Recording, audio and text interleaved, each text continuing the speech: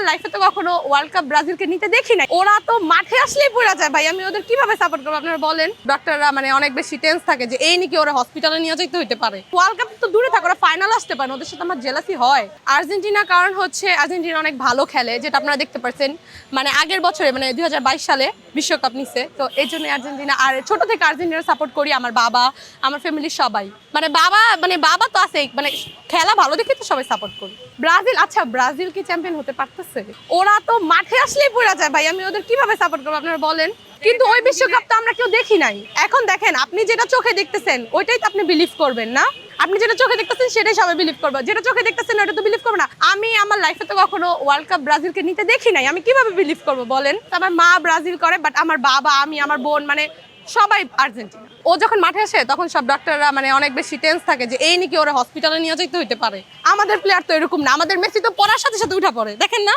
এটা তো সবাই দেখে, মেসির খেলা তো সবাই দেখে, এটা তো বলার কিছু নেই। সেমিফাইনালে হচ্ছে আর্জেন্টিনা ব্রাজিলকে দেখতে চাই, কারণ প্রতিপক্ষ না থাকলে খেলার মজা নেই। সো আর্জেন্টিনা, ব্রাজিল, দেন হচ্ছে ফ্রান্স।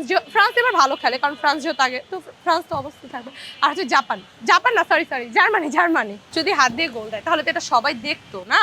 আর আর্জেন্টিনা কিন্তু সাপোর্টার অনেক বেশি, এটা কিন্তু আপনারা দেখেন। আর হাত দিয়ে গোল দিলে কি ওয়ার্ল্ড কাপ পাওয়া যায়? এটা কি মুখের খেলা? এটা কি এলাকার মাঠের কি ফুটবল খেলা? এটা তারাই বলে যারা কিনা জেলাসি ফিল করে। আমরা ওয়ার্ল্ড কাপ পেয়েছি, এটা তো আমরা দেখছি, আমরা কেন জেলাসি ফিল করবো?